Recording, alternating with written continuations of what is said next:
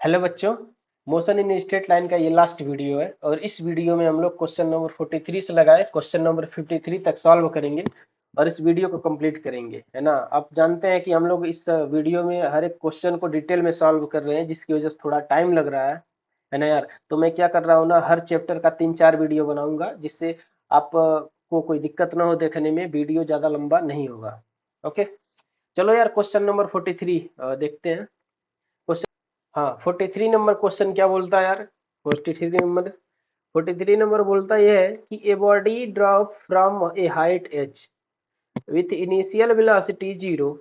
बोला है कि एक बॉडी है, तो साथ में डायग्राम बनाते चलते हैं, इससे चीजें ज्यादा समझ में आती हैं, है ना यार, क्लियरिटी ज्यादा बनता है। ठीक है यार, तो मान लेते हैं ये हमारा ग्राउंड है और ये वाला हाइट है। ठीक है, तो बोला कि एक बॉल ए नाम का है और उसको ड्रॉप किया गया है। जब ड्रॉप करेंगे तो बताओ यार, इसका यू कितना होगा, इसका यू जीरो होगा। बात समझ में आ रहा है?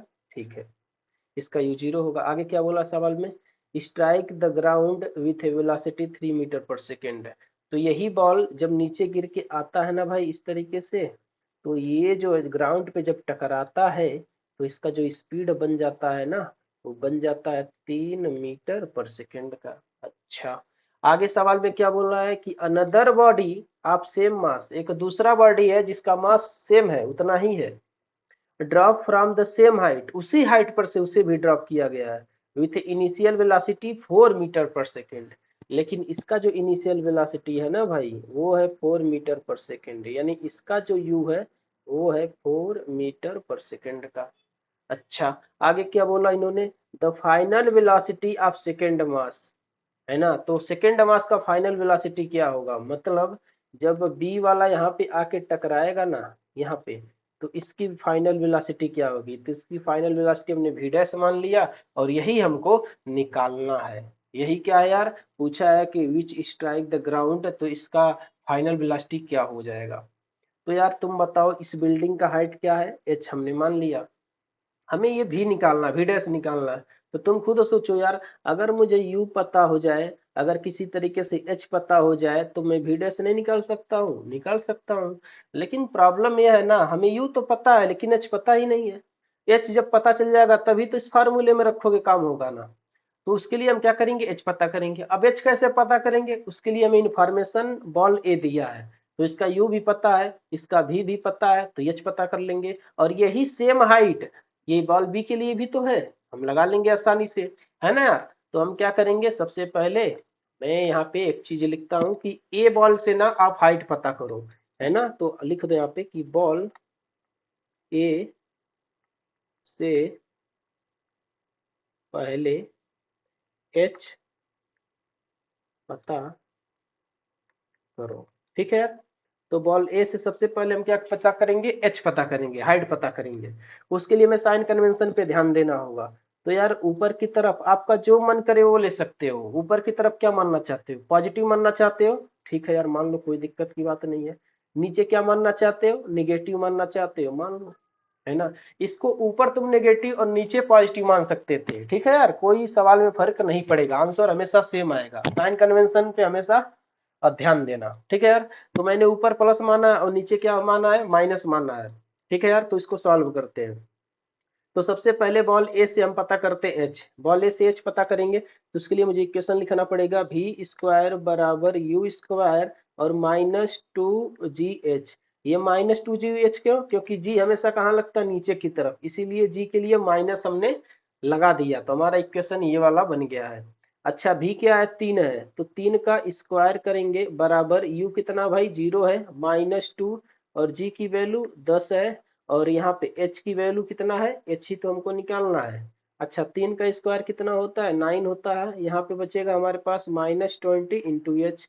एच बराबर यहाँ से आप निकालोगे तो आपके पास बचेगा 9/20, लेकिन माइनस के साथ, -9/20। अब बताओ यार, ये एच की वैल्यू है और सेम हाइट, इस जो बिल्डिंग की जो हाइट है ना भाई, वही तो बॉल बी के लिए भी वही है।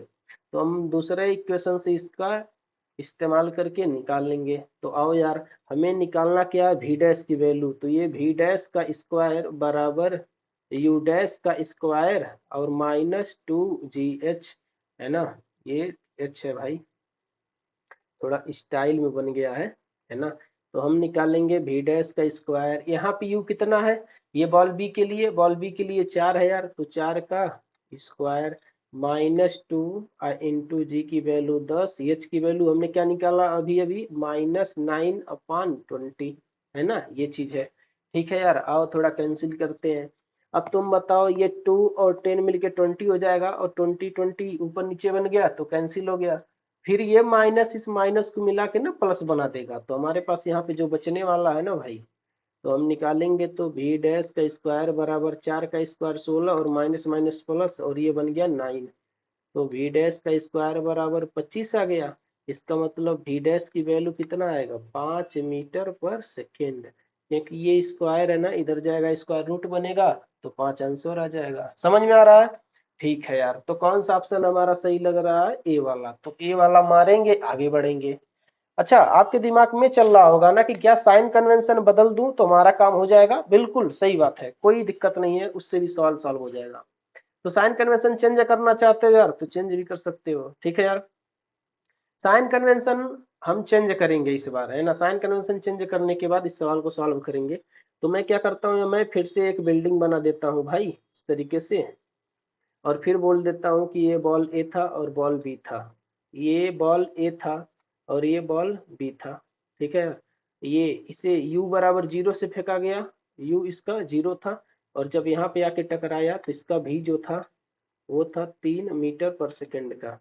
इसका u कितना था, इसका u जो था ना भाई वो 4 मीटर पर सेकंड का था, और जब यहाँ पे ये b वाला आके टकराया तो ये v डैश हमको बताना था, ये सवाल दिया गया था। ठीक है यार, साइन कन्वेंशन इस बार हम लोग क्या मानेंगे ना, इस बार हम लोग ऊपर की तरफ माइनस मानेंगे और नीचे की तरफ प्लस मानेंगे, और नीचे की तरफ क्या मानेंगे, प्लस मानेंगे। समझ में आ रहा है? अच्छा, जहां पे साइन कन्वेंशन मानते हैं ना, वहीं से सब कुछ हम मेजर करते हैं, वहीं से देखते हैं। मतलब क्या है, मतलब ये है ना कि देखो यार, जहां से हम बॉल को फेंकते हैं वहीं पे हम साइन कन्वेंशन डिसाइड कर लेते हैं, इससे सवाल इजी हो जाता है, आसान हो जाता है। जैसे जैसे मैं कहना ये चाहता हूँ ना भाई, ये सवाल में ना बॉल को हमने कहाँ से फेंका था, छत पर से, ऊपर से। तो यहाँ पे एक आदमी को बैठा दो, अब यही आदमी सब कुछ देखकर बताएगा, भी निगेटिव है कि पॉजिटिव है, जी निगेटिव की पॉजिटिव, एच निगेटिव की पॉजिटिव। वैसे यहाँ पे हमने एक आदमी को बैठा दिया, ये आदमी बताएगा, है ना, नीचे की तरफ जो भी चीजें होंगी सब प्लस में, और ऊपर की तरफ जो भी चीजें जाएंगी माइनस में, है ना। तो सब कुछ अभी तो नीचे ही जा रहा, इसीलिए सब कुछ प्लस मिलेंगे। ठीक है यार, तो मैं शुरू करता हूँ एक एक करके। ये मैं बॉल एक के लिए लिखता हूँ सब कुछ, तो देखना बॉल ए के लिए, तो फिर से वही चीज v स्क्वायर बराबर u स्क्वायर, अब माइनस नहीं प्लस होगा, +2gh। अब प्लस क्यों, क्योंकि g हमेशा नीचे की तरफ लगता है, और नीचे इस बार हमने क्या माना है, प्लस माना है। पहले क्या माना था भाई, माइनस माना था, जब माइनस में माना था तो फार्मूले में माइनस आया था, इस बार हमने प्लस माना है तो इसीलिए फार्मूले में क्या आएगा, प्लस आएगा। तो v स्क्वायर, तो v की वैल्यू 3 है, तो 3 का स्क्वायर करेंगे बराबर u कितना है, 0 है, और 2, और g की वैल्यू 10, और यहाँ पे h। ठीक है यार, तो 3 का स्क्वायर 9 इंटू 20 इंटू h, तो h बराबर क्या आ जाएगा भाई, 9/20। इस बार देखो हाइट हमारा क्या आया, पॉजिटिव आया, और 9/20 आया। समझ में आ रहा है? अच्छा, अब हम बॉल बी के लिए निकाल लेंगे ये रख के, तो देखो बॉल बी, तो बी के लिए हम क्या लिखेंगे, फिर से इक्वेशन, तो v डैश का स्क्वायर बराबर u स्क्वायर प्लस 2gh, है ना। तो v डैश का स्क्वायर यही हमको निकालना है, u कितना है, u बॉल बी के लिए 4 है यार, 4 है, तो 4 मीटर, 4 का स्क्वायर और प्लस 2, और g की वैल्यू कितना है, g की वैल्यू है 10, और h की वैल्यू कितना है, 9/20 है, 9/20 है, 9/20 है। अब हम लोग इसे कैंसिल करने वाले हैं। ठीक है यार, अब हम लोग इसे कैंसिल करेंगे, तो देखो यार 2 10 20 कट जाएगा, ये 16 और ये 9, तो v डैश स्क्वायर बराबर कितना आ गया, 16 प्लस 9, ये v डैश का स्क्वायर बराबर 25, मतलब v डैश की वैल्यू कितनी आ गई यार, 5 मीटर पर सेकेंड। समझ में आया? तो साइन कन्वेंशन अब कुछ भी मानो, ऊपर प्लस मानो, नीचे माइनस मानो, या ऊपर माइनस मानो, नीचे प्लस मानो, सवाल पे कोई फर्क नहीं पड़ेगा। बस ध्यान एक ही बात का आपको रखना है, जब तक सवाल सॉल्व न हो जाए तब तक साइन कन्वेंशन बदलना नहीं है। समझ में आ रहा? तो एक बार जो साइन कन्वेंशन आपने डिसाइड कर लिया उसी को लेकर चलना है जब तक सॉल्व सवाल न हो जाए। ओके, तो आंसर तो पहले ही आ गया था 5 वाला, है ना? ठीक है, लेकिन हमने दो तरीके से किया इस सवाल को। ठीक है, साइन कन्वेंशन 2 बार हमने माना है। ठीक है यार, तो इस तरीके से हमने इसे 2 बार सवाल को लगाया है। चलो यार, सेकंड क्वेश्चन। सेकंड क्या बोलता है? Drop falls at regular interval from a tap 5 meter above the ground। तो बोला कि एक वाटर टैप है यार इस तरीके से, है ना? ये वाटर टैप है, ये ग्राउंड से कितना ऊपर है यार? ये ग्राउंड से जो है ये 5 मीटर 5 मीटर ऊपर है। ओके ओके, बोला है कि आगे क्या बोला यार, पढ़ो इसको सवाल को। बोला है the third drop is living the tap at instant first drop touches the ground. बोल रहा है कि जब थर्ड ड्रॉप जो होगा वो लीविंग करेगा, मतलब लीव करेगा उस टैप से, यानी थर्ड वाला ड्रॉप जब लीव कर रहा होगा ना, तो उस समय पे फर्स्ट वाला जो ड्रॉप होगा ना भाई वो ग्राउंड पे होगा। ओके, फिर आगे क्या बोला है कि how far above the ground is the second drop at that instant.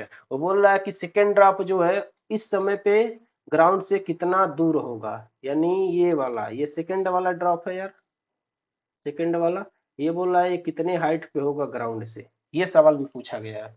ठीक है, तो कोई बात नहीं, हम निकाल लेंगे इसको। कैसे निकालेंगे यार, देखो ध्यान से, तुम खुद सोचो यार।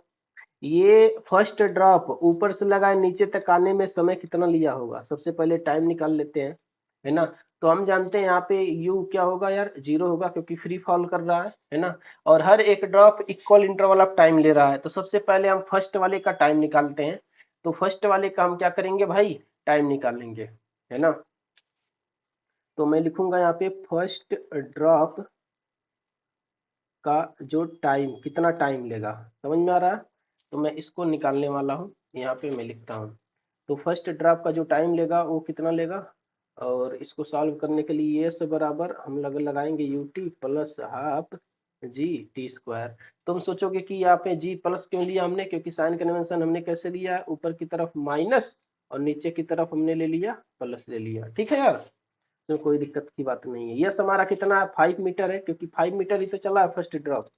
तो 5 5 हमने लिख दिया यहाँ पे, और यू कितना 0, ये कितना हाफ, और जी की वैल्यू 10, और ये टी स्क्वायर। तो ये 2 इधर जाएगा तो 10 हो जाएगा, है ना? या तो ऐसे काट दो इसको, 5 हो जाएगा तो 5 5, है ना? यहाँ से हम लिख सकते हैं 5 बराबर 5 टी स्क्वायर, यानी टी स्क्वायर बराबर 1। तो टी की वैल्यू कितना आ गया, 1 आ गया। तो टी की वैल्यू 1 आ गई, यहाँ तक का काम हमारा हो गया अभी, है ना? यहाँ तक हमारा काम हो गया। तो फर्स्ट ड्रॉप को ऊपर से नीचे तक आने में जो टाइम लगेगा 1 सेकंड का लगेगा। तो तुम बताओ यार, इक्वल इंटरवल में ये ड्रॉप नीचे की तरफ आ रहा है और सबको ऊपर से लगा नीचे तक आने में 1 सेकंड का टाइम लग रहा है। तो जब 1 सेकंड यानी फर्स्ट ड्रॉप को आते आते 1 सेकंड हुआ होगा तो तीसरा वाला निकल रहा, इसका मतलब दूसरा वाले को नीचे आते हुए जो लोकेशन होगा उस लोकेशन पे उसको जो टाइम हो गया होगा 0.5 सेकंड लग गया होगा। समझ में आ रहा? और 0.5 का चलेगा तो जमीन पर नीचे आ जाएगा। तो इसका मतलब 0.5 सेकंड तक सेकंड वाला ड्रॉप चल चुका है, तो हमें वो वाला हाइट निकालना पड़ेगा। तो आओ यार निकालने की कोशिश करते हैं। सबसे पहले मैं सेकंड ड्रॉप के लिए ये बना लेता हूँ नल, है ना? इस तरीके से मैं नल बना लेता हूँ सेकंड ड्रॉप के लिए। तो देखना यार, मैं इसमें ना ये डायग्राम इसीलिए बना रहा हूँ ताकि आपको हर चीजें समझ में आए। तो यार मान लेते हैं ये सेकंड ड्रॉप था हमारा, ठीक है? ये सेकेंड ड्रॉप था हमारा, और ये यहाँ से चल के यहाँ तक आया, यहाँ तक आया, और ग्राउंड हमारा ये है, ये हमारा क्या है, ग्राउंड है ना? तो यहाँ से हम निकालेंगे सबसे पहले। तो यार तुम देखो, यहाँ से पूरा जो हाइट है ना, ये पूरा हाइट कितने का है, 5 मीटर का, है ना? ये वाला हाइट हम निकालना चाहते हैं, ये वाला हाइट हम निकालना चाहते हैं। तो इस हाइट को मैं मान लेता हूँ h, तो इसे मानना पड़ेगा h1। तो यार ये वाला सेकेंड ड्रॉप, ये इसका इनिशियल स्पीड यानी फ्री फॉल हुआ है तो u0 होगा। तो हमें ये वाला हाइट निकालना है। अगर मैं ये x निकाल लूँ ना, तो ये x को इसमें से घटा दूंगा तो h1 पता चल जाएगा हमको। समझ में आ रहा है?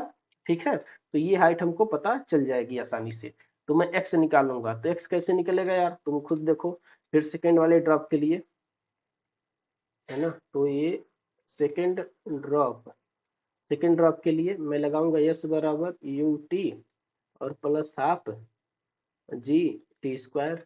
ये यू कितना है, जीरो है, यस कितना है भाई, यस इसका एक्स है, और यू कितना जीरो और हाफ, और जी की वैल्यू 10 और टी की वैल्यू कितना, टी की वैल्यू 0.5 सेकेंड है, यानी ये इसको जो लगेगा ना सेकेंड ड्रॉप को यहाँ से यहाँ तक जाने में 0.5 सेकेंड का।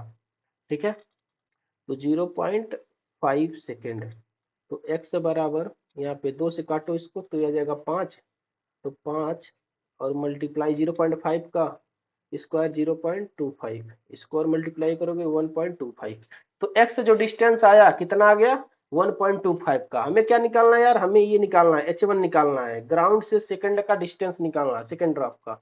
तो हम निकाल लेंगे, ठीक है, तो हम लिखेंगे यहाँ पे, तुम देखना यार, तो h1 बराबर क्या हो जाएगा h माइनस एक्स। तो h1 बराबर h कितना है 5 मीटर, x कितना है 1.25, तो h1 बराबर कितना हो जाएगा भाई 3.75। ये हमारा आंसर आ जाएगा 3.75। ओके, इसको मारेंगे आगे बढ़ेंगे। ठीक है यार, आओ नेक्स्ट सवाल। नेक्स्ट क्वेश्चन क्या बोलता है यार, 45 नंबर बोला है कि a car accelerate from rest at a constant rate alpha. कोई कार है रेस्ट से स्टार्ट करता है और एक्सेलरेट होता है कांस्टेंट रेट अल्फा से। बोला है कि फॉर सम टाइम, है ना, कुछ समय के लिए, after which it D accelerate constant rate beta, कुछ समय बाद वो डी एक्सेलरेट होने लगता है बीटा रेट से, और उसके बाद वो कम टू रेस्ट यानी रेस्ट पे आ जाता है। सवाल में आगे क्या बोला है, if total time ellipse is T, उसे ये सब करने में ना टोटल टाइम टी का लगता है। तो बोला है कि then maximum velocity acquired by the car, तो उस कार का मैक्सिमम वेलोसिटी क्या होगा। ठीक है यार, आओ डायग्राम से समझते हैं सबसे पहले तो, है ना। मान लेते हैं यार हम ये वेलोसिटी और टाइम का जो ग्राफ होता है वो हमें एक्सीलरेशन देता है, तो ये हम इधर वेलोसिटी लिख देते हैं और इधर हम टाइम लिख देते हैं। ओके, ठीक है यार, अब क्या करते हैं, अब ग्राफ बनाते हैं। देखो यार, हम मान लेते हैं कार को यहाँ से स्टार्ट किया था, ऐसे ऐसे ऐसे ऐसे गया और यहाँ से यहाँ तक एक्सेलरेट किया, यानी अल्फा से एक्सेलरेट किया। ठीक है यार, तो ये जो टाइम लिया ना यहाँ से यहाँ तक, उसका टाइम मान लेते हैं t1 का था, तो यहाँ से यहाँ तक गया। ठीक है यार, यहाँ से यहाँ तक ये इसने एक्सेलरेट किया, तो एक्सेलरेशन हमारा अल्फा का हो गया, यानी यहाँ से यहाँ तक एक्सेलरेट कर रहा है। ये मैक्सिमम वेलोसिटी को गेन कर चुका है इस वक्त पे ना, ये मैक्सिमम वेलोसिटी भी मैक्स, मैक्सिमम वेलोसिटी को गेन कर चुका है इस पॉइंट पे। उसके बाद क्या हो रहा है, ये डी एक्सेलरेट हो रहा है, डी एक्सेलरेट हो रहा है, तो उसके बाद ये ऐसे डी एक्सेलरेट होने लगा, तो डी एक्सेलरेशन इसका बीटा के रेट से हो रहा है, समझ में आ रहा है। और यहाँ से यहाँ तक का जो टाइम लेगा ये जो टाइम ले रहा है ये t2 का ले रहा है। तो आपको बताना है मैक्सिमम वेलोसिटी, और यहाँ से यहाँ तक जो पूरा टाइम है ना वो टी का है। ओके, तो मैक्सिमम वेलोसिटी बताना है। तो मैक्सिमम वेलोसिटी हम कैसे रिलेशन निकालेंगे यार, तुम देखो सबसे पहले ना हमें क्या निकालना पड़ेगा, अल्फा और बीटा और टी1 टी2 में रिलेशन निकालना पड़ेगा। तो ये लाइन देखो यार, ये स्लोप बना रहा है ना, तो ये थीटा मान लेते हैं, इसको थीटा1 है। इसका जो स्लोप वेलोसिटी और टाइम का जो स्लोप होता है ना भाई, वो हमको एक्सेलरेशन देता है। तो हम एक्सेलरेशन निकालेंगे, और एक्सेलरेशन ऑलरेडी बोल दिया है अल्फा है ना। तो मतलब हमको सुनना, हमको जो वेलोसिटी टाइम का जो स्लोप होगा ना, जो स्लोप होगा हमको, वो हमको एक्सेलरेशन देगा। ये हमको क्या दे रहा है, एक्सेलरेशन, और एक्सेलरेशन क्या बोल दिया है, अल्फा बोल दिया है। तो स्लोप हम निकालेंगे, तो तुम बताओ यार स्लोप को क्या लिखते हैं। इस लाइन का हम स्लोप लिखे तो मुझे लिखना पड़ेगा ये परपेंडिकुलर अपन बेस। परपेंडिकुलर क्या है भाई, यही वी मैक्स तो है। मैं लिख देता हूँ बीच में, कोई दिक्कत की बात नहीं है। मैं ये जो व्हाइट कलर से लिखना चाहिए ताकि आपको समझ में आए। तो ये जो लाइन क्या है, यही तो वी मैक्स है, और वी मैक्स की जगह वी एम मैं लिखूंगा, है ना। तो मुझे लिखना चाहिए वी एम या अपान टाइम टी1।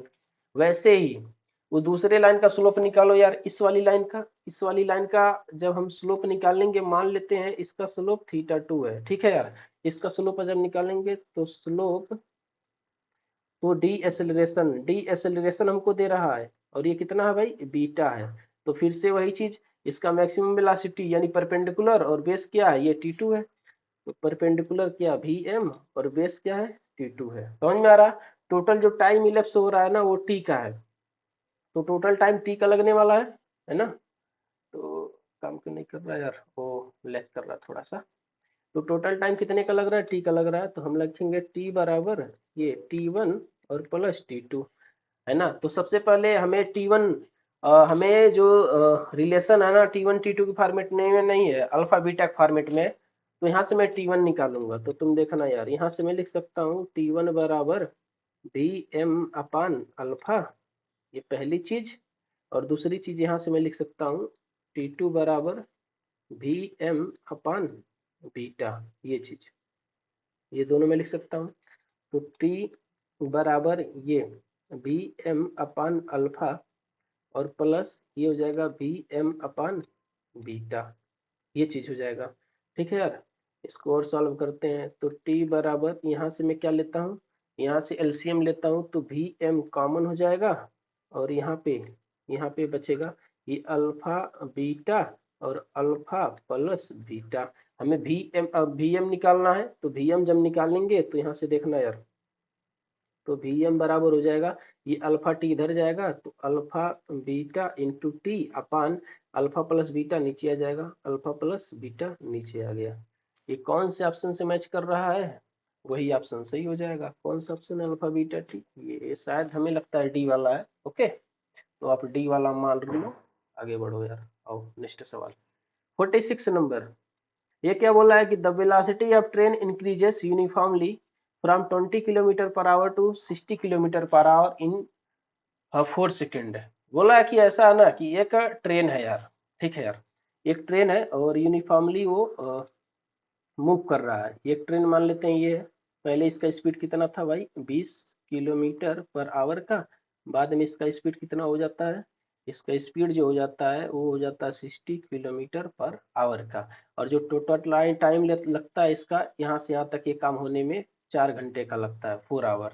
तो बोला क्या है, बोला आपसे the distance travel by the train during this period. तो यहाँ से यहाँ तक ये कितना डिस्टेंस चलेगा ये हमको बताना है। तो डिस्टेंस वाला आप फार्मूला लगा देंगे, आपका काम हो जाएगा। तो आप लगाएंगे एस बराबर यू टी और plus half A T square.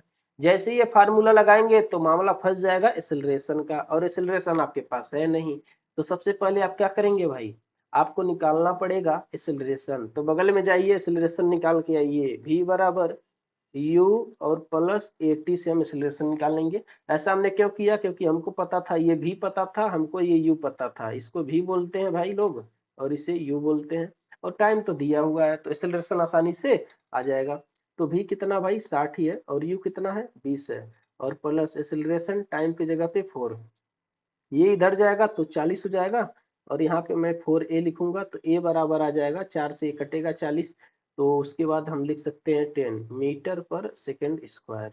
बात समझ में आ रहा है, ठीक है। यहाँ पे a उठा के रख देंगे, तो यस बराबर u कितना भाई 20 है, और यहाँ पे ये कितना है t 4 है, ये 1/2, a की वैल्यू अभी हमने निकाला 10, और t कितना है यार 4 है, 4 का स्क्वायर। तो 20 चौके 80 हो जाता है, आप जानते हैं, 2 से काटो इसको तो 5, और फिर 4 का स्क्वायर कितना होगा भाई 16 होगा, और 16 पचे 80, मतलब 80 और 80 कितना होता है 160, 160 मीटर। तो डिस्टेंस कितना चलेगा, मुझे लगता है डिस्टेंस ना भाई 160 किलोमीटर चलेगा। ओहो, किलोमीटर में आएगा, तो मैंने यूनिट मीटर लिखा है तो किलोमीटर होगा। ओके, नेक्स्ट सवाल है यार, नेक्स्ट 47 नंबर, इजी सवाल है ये तो, है ना। ये क्या बोला यार, बोला ना a body start from rest, एक बॉडी है रेस्ट से स्टार्ट करता है। What is the ratio of the distance travel by the body during the fourth and third second. Fourth और थर्ड सेकेंड में कोई बॉडी कितना डिस्टेंस ट्रेवल करेगा, ये तो हम लोग जानते हैं यार। ये तो जैसे मान लो यार कि कोई बॉडी है यहाँ से यहाँ तक वो चल रहा है, ठीक है यार। तो मान लेते हैं इस तरीके से कि ये 0 सेकेंड है, ये फर्स्ट सेकेंड, ये फर्स्ट सेकेंड, ये सेकेंड सेकेंड, ये थर्ड सेकेंड, ये फोर्थ सेकेंड, और ये फिफ्थ सेकेंड। समझ में आ रहा है इस तरीके से। तो यार तुम बताओ यार, कोई चीज अगर रेस्ट से स्टार्ट करता है ना, इक्वल टाइम इंटरवल में डिस्टेंस जो चलता है ना, वो उसका रेशियो होता है एक्स का। अगर ये है तो ये 3x का होता है, ये 5x का, ये 7x का, ये 9x का। ओके, फिर वो आपसे बोला क्या, इन्होंने बोला है कि the distance travel in fourth and third second. तो फोर्थ और थर्ड सेकेंड में तो ये फर्स्ट सेकंड में, सेकंड सेकंड में, थर्ड में, ये फोर्थ में। तो फोर्थ सेकंड का ये है ना, ये है फोर्थ सेकंड में, समझ में आ रहा है। और ये क्या है, थर्ड सेकंड में, ये थर्ड सेकंड वाला है। ठीक है यार, तो डिस्टेंस ट्रेवल आप लिखोगे distance travel in fourth second और divide by distance travel in third second. तो फोर्थ सेकंड में कितना, 7x का। अच्छा, थर्ड सेकंड में कितना, 5x का। अरे सही से लिखा जाए भाई, बेइज्जती। हाँ, ओके, ओहो, कंट्रोल। ठीक है यार, तो x से x को उड़ा देते हैं तो क्या बचेगा हमारे पास, 7/5। 7/5। ओके, तो 7/5 ये मारेंगे और आगे बढ़ेंगे। आओ यार नेक्स्ट सवाल। नेक्स्ट 48 नंबर क्वेश्चन क्या बोलता है यार, पढ़ो इसको। बोला है कि a body drop from a top of a tower fall through 40 meter during the last 2 second of its fall, है ना। जब किसी बॉल को ऊपर से नीचे की तरफ छोड़ते हैं ना, तो लास्ट 2 सेकेंड में वो बॉल 40 मीटर तक गिर चुका होता है। और 40 मीटर कहाँ से डिस्टेंस लेंगे, ग्राउंड से लेंगे। बोला है आगे the height of the tower, तो टावर की हाइट आपको बताना है। ठीक है यार, तो मैं डायग्राम बनाता हूँ, उससे ज्यादा क्लियर होगा आपको, देखिए ध्यान से। ये बोला है ना यार, ये टावर है एक, मान लेते हैं। ठीक है यार, ये इसका टॉप है और ये इसका क्या है, ग्राउंड है। ठीक है यार, ये बोला है कि जब किसी बॉल को यहाँ से ड्रॉप किया जाता है ना भाई, इसे u 0 हो जाएगा जब ड्रॉप करेंगे तो। बोला है कि जब यहाँ लास्ट 2 सेकंड में मान लेते हैं यार ये डिस्टेंस चला होगा, है ना। तो ये कुछ ना कुछ डिस्टेंस चला होगा। अब मान लेते हैं यार, अगर पूरा इसका हाइट अगर h का रहा होगा, इस टावर का जो हाइट h का था और टाइम t का लगता, अगर ये बॉल ऊपर से नीचे तक आता ना तो हाइट h चलता और टाइम t का लगता। लेकिन सवाल में ऐसा कुछ बोला है ना कि लास्ट 2 सेकंड में ये हाइट 40 मीटर चलता है। ठीक है, लास्ट 2 सेकंड का मतलब क्या है, तो ये अगर टाइम पूरा टी का लगता है तो यहाँ से यहाँ तक आने में, इस लाइन तक आने में t-2 सेकंड लगता है। ठीक है यार, तो बोला है कि इस समय, ठीक इस समय ये जो डिस्टेंस चला है ना ग्राउंड से, ये 40 मीटर का है। समझ में आ रहा है। तो आपको बताना क्या है, ये टोटल हाइट कितना होगा ये बताना है। तो इसके लिए हम क्या करेंगे यार, हम रिलेशन निकाल लेते हैं हाइट और स्मॉल टी में और फिर लास्ट टाइम वाले में। ठीक है यार, कैसे निकाल लेंगे आप देखो। इस मान लेते हैं ये t-2 यानी लास्ट सेकंड में x डिस्टेंस चला होगा। ठीक है यार, तो सबसे पहले हम रिलेशन पूरे हाइट के साथ निकालते हैं, फिर x के साथ निकालेंगे। तो अब मैं h और x के बीच में रिलेशन निकालूंगा और वहां से एक टाइम आएगा। ठीक है यार, और निकालते हैं। सबसे पहले इस फार्मूले से निकालेंगे, s बराबर क्या होता है यार, ये ut और plus half G T square होता है ना। साइन कन्वेंशन हमने नीचे की तरफ प्लस माना है, इसीलिए हमने जी को प्लस के साथ लिख लिया, तो कोई दिक्कत की बात नहीं है। यहाँ एस की जगह कैपिटल एच यूज करेंगे, ये 0 हो गया और ये हाफ और जी की वैल्यू 10 और टाइम हमारा टी स्क्वायर है। ये इसको 2 के 10 को काटेंगे तो 5 आ जाएगा, तो एच की वैल्यू आ जाएगी 5t²। बात समझ में आ रहा है, ओके। अब मैं इस x के साथ रिलेशन निकालता हूँ, तो बताओ यार, इसी फार्मूले का यूज करूंगा, है ना। तो x के जगह, s के जगह क्या हो जाएगा, x हो जाएगा और ut के जगह 0 हाफ और g और t के जगह पे t-2 का होल स्क्वायर। तो x बराबर हो जाएगा ये हाफ, g की वैल्यू 10, है ना, g की वैल्यू 10। इसको ओपन करो, इस ब्रैकेट को ओपन करें तो हो जाएगा t² और +4 और -4 टी। समझ में आ रहा, फिर 2 से काटो इसको तो 5 आ जाएगा। तो यहाँ x बराबर कितना आ गया, 5 और t का स्क्वायर मल्टीप्लाई कर देंगे और +20 और -5×20 टी। ये हमारा क्या निकल गया भाई, ये हमारा x निकल गया। ठीक है यार, अच्छा। अब तुम बताओ यार, ये हाइट, ये कैपिटल हाइट एच और ये एक्स है, इन दोनों को अगर घटा देंगे, माइनस कर देंगे तो यही हाइट तो आएगा। तो इसको सिस्टमेटिक तरीके से लिख लेंगे तो एच माइनस एक्स बराबर 40 बोल सकते हैं। तो एच कितना है, 5t² माइनस ये कितना है 5t² +20 और -20t बराबर 40। ठीक है यार, इसको ओपन करो तो 5t² माइनस 5t² और -20 +20t बराबर 40। अब ये 5t² से 5t² कट गया, ये इधर जाएगा तो 20t बराबर 60 आ गया। तो t बराबर 3 सेकेंड। तो t बराबर 3 सेकेंड आ गया, है ना। मतलब इसको यहाँ से यहाँ तक आने में 3 सेकेंड लगा होगा। ठीक है, तो 3 सेकेंड पूरा लगा होगा। ठीक है यार, तो हम हाइट निकाल लेंगे टोटल। टोटल हाइट कितना आ जाएगा, इसमें 3 सेकंड पुट करेंगे। 3 सेकंड जब पुट करोगे ना तो h बराबर ये 5 और 3 का स्क्वायर, तो कितना आ जाएगा यार, 45 मीटर। समझ में आ रहा है, 3 तरीका ना 45, 45 मीटर आ जाएगा। तो ये हमारा आंसर सही हो जाएगा। ओके, आओ यार ये 49 नंबर सवाल। 49 नंबर क्या बोलता है, what will be the ratio of distance move by A freely falling body from rest in 4th second and 5th second. 4th and 5th second के बीच के जर्नी को पूछा है, ठीक है यार।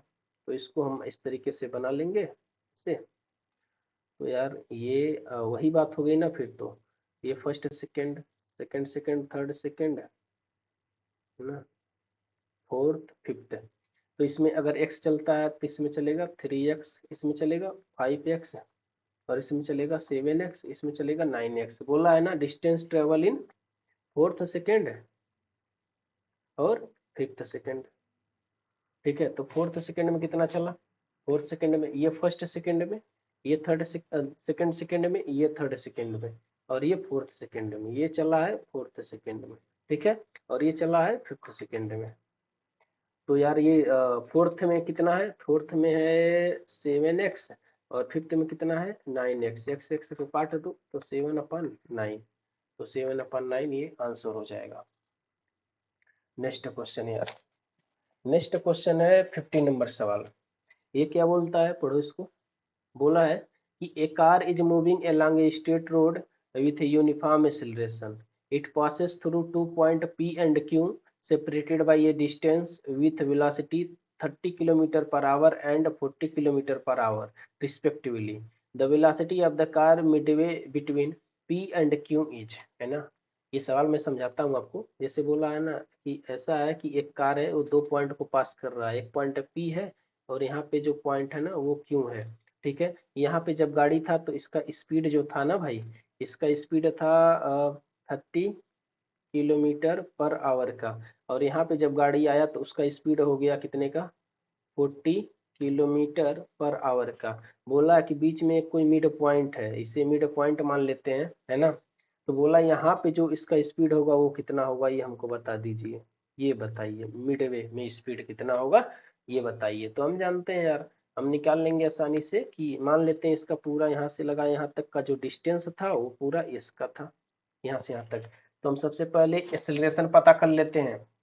उसके लिए हमें क्या करना पड़ेगा, उसके लिए ये इनिशियल स्पीड और ये फाइनल स्पीड और ये इनके बीच का डिस्टेंस। तो v स्क्वायर बराबर u square plus 2as। v कितना है 40 है, 40 का स्क्वायर बराबर u कितना है 30 है, तो 30 का स्क्वायर प्लस 2as, है ना। ये कितना हो जाएगा यार, ये 1600 हो जाएगा, ये 900 हो जाएगा, और प्लस 2as। ये 16 में से 9 जाएगा तो 700, है ना, 700 और 2as। तो यार एक्सेलरेशन जो आ जाएगा ना, ये 700 डिवाइड बाई 2s आ जाएगा। बात समझ में आ रहा है। ये 25 नहीं है भाई, ये जो है ना ये 2s है। ये मत समझ लेना कि 25 है, ये 2s है, ठीक है। तो हमने ये एंड टू एंड पॉइंट पे लगा दिया। अब एक बार यही फार्मूला इनके इनके बीच में लगाएंगे, ठीक है यार। ये vm के बीच में और इसके 30 के बीच में। तो सबसे पहले डिस्टेंस बताओ इनके बीच में क्या होगा। ये पूरा अगर यस का है तो ये डिस्टेंस कितना होगा, s/2 का होगा, है ना। फिर से हम लगाएंगे फार्मूला। तो v स्क्वायर बराबर u स्क्वायर प्लस 2as। इस बार हमारा v क्या है, vm है। इस बार हमारा v vm है। और u कितना भाई, u है 30 का स्क्वायर और प्लस 2। ए की वैल्यू इस बार कितनी है भाई, ये है ना 700 अपन 2। यस, ओहो, यस बन जाए यार, यस। और उसके बाद ये क्या है, यस। अभी आप यहाँ बताओ यार, यहाँ पे यस की जगह मैं क्या रखूँ, यस ही रखूंगा, नहीं ये वाला डिस्टेंस रखूंगा, उसका मतलब डिस्टेंस है ना। तो इसको रखना पड़ेगा s/2, ठीक है। अब कैंसिल करते हैं। तो कैंसिल करेंगे, देखो यार यस से यस गया, फिर 2 से 2 गया, फिर 2 से 700 को काटेंगे तो 350 आ जाएगा। इनको जोड़ेंगे तो vm का स्क्वायर बराबर 31 का स्क्वायर 900 प्लस 350, ये कितना आ गया टोटल, 9×3 = 1250 आ गया, है ना। तो vm बराबर अंडर रूट में 1250 को मैं ऐसे लिख सकता हूँ भाई, मैं लिख सकता हूँ 125 और 10, ठीक है। इसको और लिखा जा सकता है इस तरीके से, 125 को 5 गुणे, ओहो, गुणे 5 गुणे 5, और 10 को मैं लिख सकता हूँ 5 इंटू 2। समझ में आ रहा? अब बताओ यार ये पेयर बन गया, ये देखो, ये देखो। तो आंसर जो लास्ट में निकल के आएगा आपका, तो लास्ट में आंसर निकल के आएगा, मैं कलर चेंज करता हूँ नहीं तो दिखाई आपको नहीं देगा। तो यार यहाँ से देखो, तो Vm जो निकल के आया है यहाँ से 25, और यहाँ पे बचा कितना, √2 मीटर पर सेकेंड, ये आंसर हो जाएगा। कौन सा मिल रहा है? सी वाला। तो सी वाला मारेंगे, आगे बढ़ेंगे। नेक्स्ट क्वेश्चन, नेक्स्ट क्वेश्चन क्या बोला यार, बोला है ना कि रिलेटिव वेलोसिटी का सवाल है ये, 51 नंबर। क्या बोलता है, पढ़ो इसको।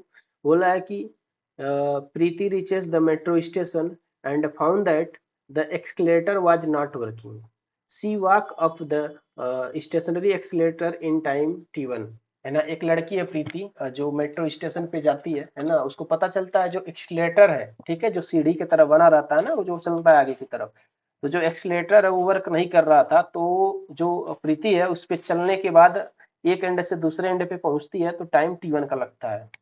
फिर आगे सवाल में क्या बोला भाई, कि ऑन द अदर डे, दूसरे दिन, if she remains stationary on the moving accelerator, then the accelerator takes up her up in time t2। जब दूसरे दिन वो प्रीति आती है तो वो देखती है कि एक्सीलेटर चल रहा है, और उस पर वो खड़ी हो जाती है, एक्सीलेटर अपने आप उसको लेकर आगे जाता है, तो टाइम t2 का लगता है। फिर आगे क्या बोला है कि the time taken by her to walk up on the moving accelerator will be. बोल रहा है कि अगर मान लो ऐसा हो कि चलते हुए एक्सीलेटर पे प्रीति खुद चले, तब कितने टाइम पे एक एंड से दूसरे एंड पे पहुंच जाएगी, है ना। और यार डायग्राम बना के समझाता हूँ, थोड़ा और समझ में आएगा आपको। जैसे यार ये कुछ ऐसा बोला सवाल में कि ये प्रीति एयरपोर्ट पे गई, ये प्रीति है, तो पहले दिन गई तो देखी एक्सीलेटर चल नहीं रहा, तो ये इसने खुद इस पे चलना स्टार्ट कर दिया। जब इसने स्टार्ट कर दिया चलना, तो ये इसका जो स्पीड था ना, मान लेते हैं v1 का, तो इसको जो टाइम लगा t1 का लग गया।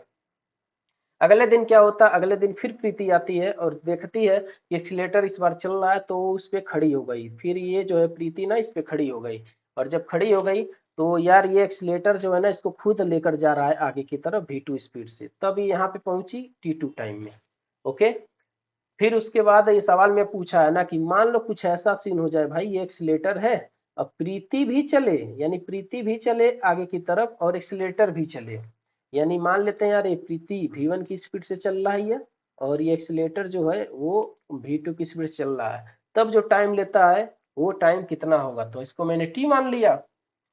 ठीक है यार। तो हम जानते हैं, क्या जानते हैं भाई, हम जानते हैं कि अगर हमें टाइम निकालना है ना, ये निकालना है, तो टाइम बराबर हम जानते हैं डिस्टेंस अपॉन स्पीड होता है। तो डिस्टेंस से क्या होगा, मान लेते हैं यार एक्सीलेटर है, इसका लेंथ क्या है, एल का है। अब एक्सीलेटर का लेंथ तो एल का ही होगा, है ना, हर जगह पे, उसमें कोई दिक्कत की बात है नहीं, वो तो लेंथ चेंज होगा नहीं ना भाई, है ना।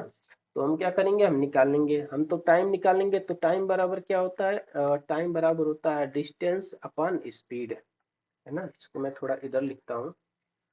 तो टाइम बराबर क्या होता है, टाइम बराबर होता है डिस्टेंस अपॉन स्पीड, ठीक है। तो टाइम, डिस्टेंस क्या है, डिस्टेंस एल का चली, और स्पीड कितने का है, स्पीड बताओ यार, दोनों सेम डायरेक्शन में है ना, तो v1 प्लस v2, तो v1 प्लस v2 ये लगा लेंगे। लेकिन हमारा जो आंसर है ना, वो v1 v2 के में नहीं है, टाइम के रिस्पेक्ट में है। तो यहाँ से हमें बताओ यार, v1 की जगह मैं लिख सकता हूँ क्या, v1 की जगह यहाँ से निकालोगे तो स्पीड बराबर क्या होता है, लेंथ अपॉन टाइम, यानी डिस्टेंस अपॉन टाइम, ये लिख सकते हैं। और v2 की जगह क्या लिख सकते हैं, यहाँ पे लेंथ अपॉन टाइम t2, ठीक है, ये लिख सकते हैं। तो इनको लिख सकते हो आप, तो t बराबर यहाँ l हो जाएगा, v1 की जगह लिखोगे आप तो l अपॉन t1, और प्लस यहाँ हो जाएगा l अपॉन t2, ये हो जाएगा।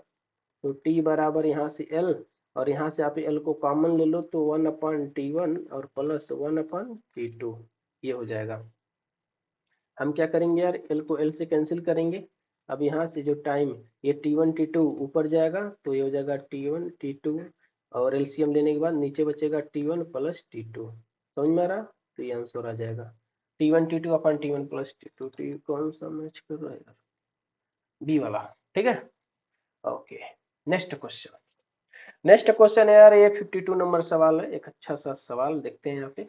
बोला है कि a bus is moving with a speed of 10 metre per second on a straight road. A scooterist was a overtake wishes to overtake the bus in 100 seconds. If the bus is at the distance of 1 kilometer from the scooterist, with what speed should the scooterist was chase the bus?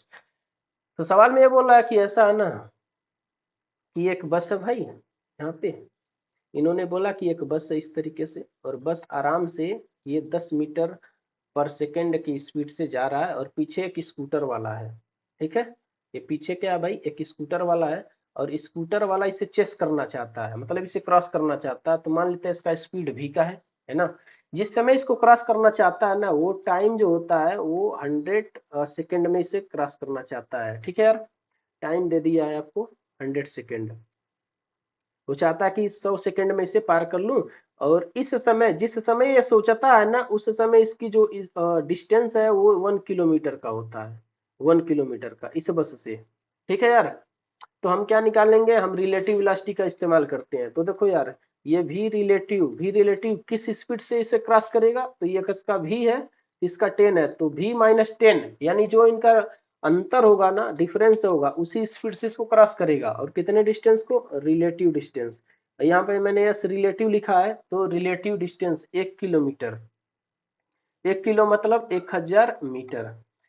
अच्छा, ये relative distance ही क्यों लेते हैं यार, क्योंकि देखो यार, ये स्कूटर चल रहा होगा, इसके पीछे डिस्टेंस कुछ और होगा, ये गाड़ी, ये बस के आगे कुछ डिस्टेंस और होगा, लेकिन हमें उस डिस्टेंस से कोई मतलब नहीं है। हमें इनके बीच के गैप वाले से मतलब है। इनके बीच का गैप क्या है भाई, 1 किलोमीटर। ये लिखेंगे। टाइम कितना बोला इन्होंने, टाइम तो बोल दिया है 100 सेकेंड का, ठीक है यार। तो हम निकालते हैं। ओ, तो भी रिलेटिव बराबर वेलोसिटी बराबर क्या होता है, डिस्टेंस अपॉन टाइम। तो डिस्टेंस रिलेटिव अपॉन टाइम। तो भी रिलेटिव कितना है, भी माइनस 10, यस रिलेटिव कितना है 100 है, 1000 सॉरी।